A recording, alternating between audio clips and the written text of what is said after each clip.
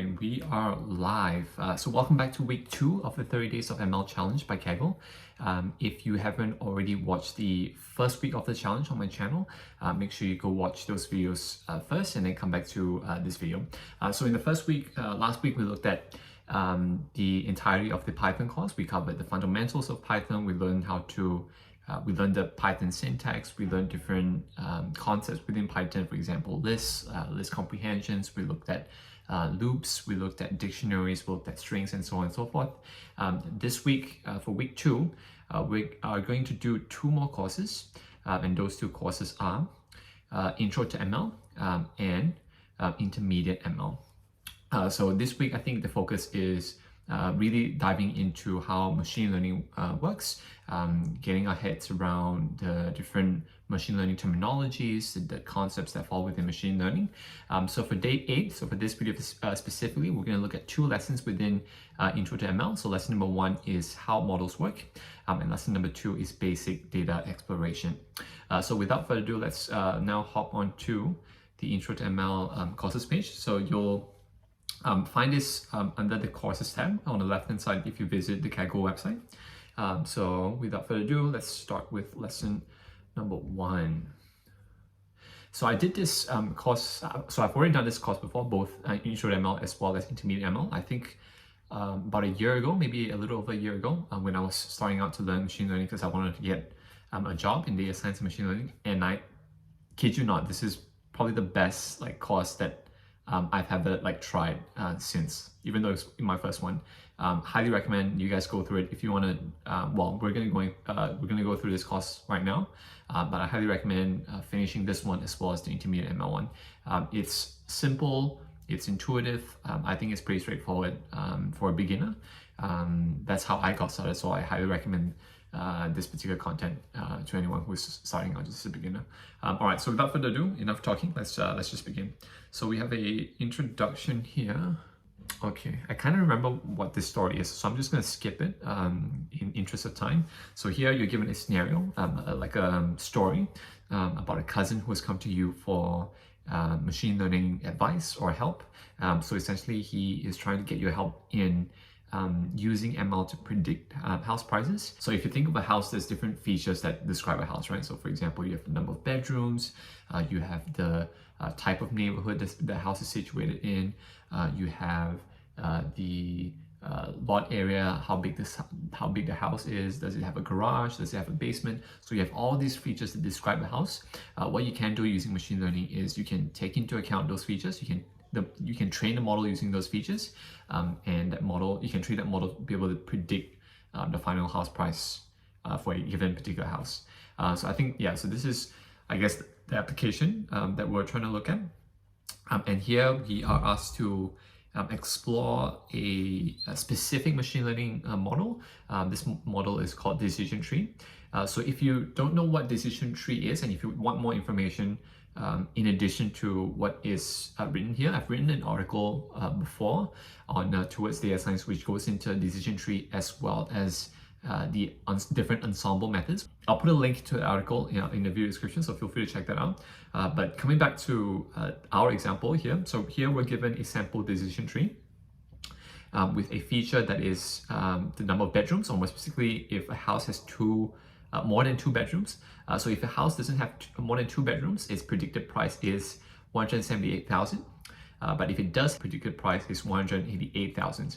So this makes sense, right? So the more, logically speaking, if a house is has a high number of rooms, naturally it'll be more expensive, which is being reflected here. So if a house has more than 2 bedrooms, it costs 188,000, which is more than 178,000 if the house has less than 2 bedrooms.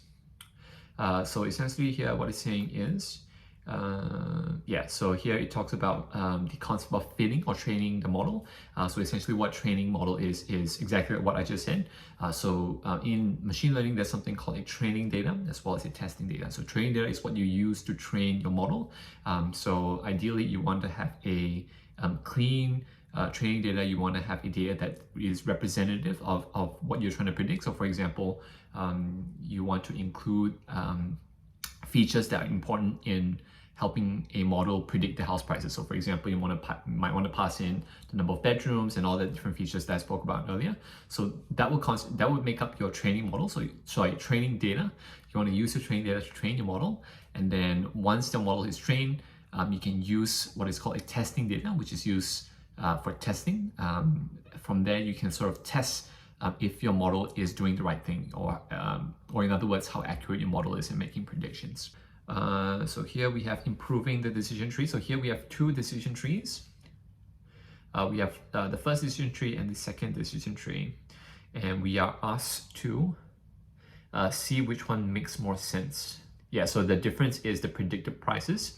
So obviously the first one will make more sense, right? As we talked about earlier. So if a house has more than 2 bedrooms, if a house has a high number of bedrooms, it will naturally be more expensive. Yeah, if a house has more than 2 bedrooms, it should be more expensive than a house that has less than 2 bedrooms. So that's pretty much it. And so here we're introduced to more terminologies.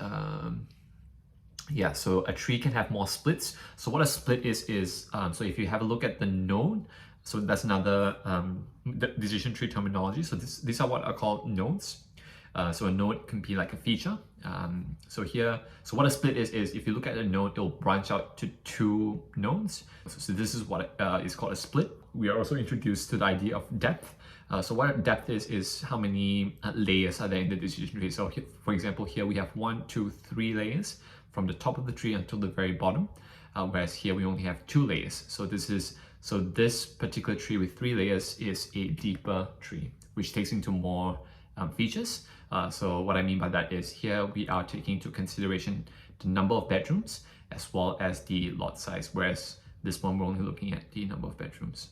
So the point at the bottom where we make a prediction is called a leaf. So this 4 nodes here at the bottom are called leaves, which contains the final predicted value that's being predicted by the model. Yeah, I think that's pretty much it. Let's move on to the next lesson called Examine Your Data, which I think is lesson 2 because yeah, there's no exercise for lesson 1. All right, so basic data exploration. Using pandas to get familiar with your data. Cool. All right, so pandas is a external library in Python that enables you to work with data frames, manipulate, to transform data, to clean up missing values, yeah, a whole bunch of things, transformation. One of the most popular, if not the most popular, tools when it comes to manipulating your data frame. Another shameless plug, I have a whole video series on how to use pandas. It's an introductory beginner sort of video series. It's on my channel. I'll put a link somewhere up here, so make sure to check that out if you are interested.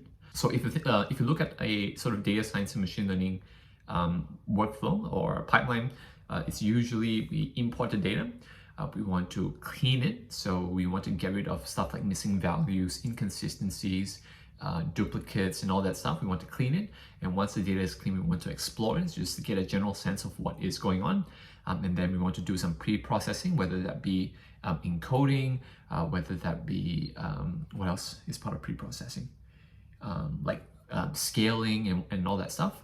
Once the data is pre-processed into a format that is ready for training, we want to train the model, and then we want to test. So essentially you have all these steps that make up the entirety of a machine learning workflow, essentially to go from raw data and clean data to a final prediction by the machine learning. So essentially here we're covering the sort of the beginning of that workflow, where we want to use pandas to manipulate the data frame, or to sort of have a general sense of what is going on with our data. So here we're reading a file. So this is a CSV file, which is a comma separated value. So there's different file formats. When you're working with data, there's obviously Excel. CSV is another popular data format. So this particular data file is in a CSV format. So essentially here we're reading the file into a variable called Melbourne data. So Melbourne data contains all the, I'm assuming all the sale price of the houses in Melbourne.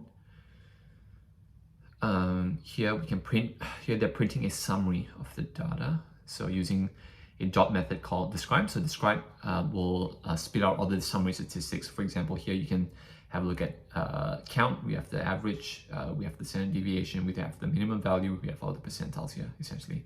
And across the columns, we have all the numerical columns. Yeah, so this one, yeah, they'll go through what these metrics mean. So I think this is pretty straightforward, especially if you've done like statistics before. This is just your typical like summation statistics, like count, average, standard deviation, which is how far a particular data point is from the mean.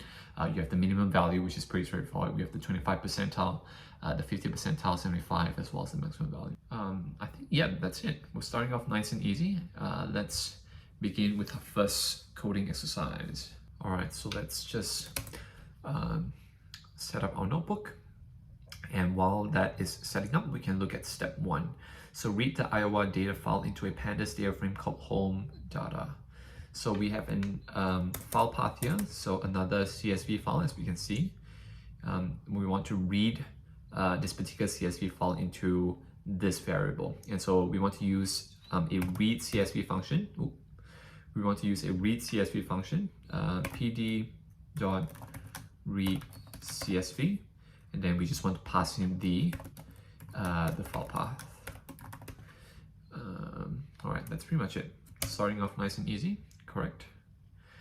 Step 2, we want to review the data. We want to print the summary statistics in the next line. So we want to refer to our variable, the variable in which we've saved our data frame called home data. So home data dot describe. Make sure you include the open and parentheses. Cool. So this will print out all the summary statistics for all the numerical variables in our home data. Let's move on. What is the average lot size? So the average lot size is, I believe it's lot area. So the average would be the mean. So it will be this, right? We want to round to the nearest integer. So let's just change this to 7. How old is the newest home? Current year minus the date in which it was built. So we want the newest home. So we want to look at the year built, and then we probably want to take the maximum, right? Because the maximum is the most recent home that's being built. So the most recent home is built in 2010. Sure, so 2021 minus 2010, I think. Let's just run this. Beautiful. Cool. Moving on. The newest house in your data isn't that new. A few potential explanations here. They haven't built new houses where this data was collected. Yeah, so this, as we can see here, 2010, like as of this recording is for 2021. Sorry. So there are 2 explanations here. So the first one is that they haven't built any new houses in that particular area, or the data was collected a long time ago, and even though there has been new houses that have come up, but the data publication doesn't show it. All right, so we're starting off nice and easy. I'll end the video here. I'm gonna move on to day 9. Yeah, day 9 of the challenge. Because I'm still trying to catch up, but I hope you enjoy this video. I'm starting off nice and easy. I hope you learned something, and yeah, make sure you subscribe to my channel, drop a like, and I'll see you in my next video where we do day 9 of this particular challenge. See ya.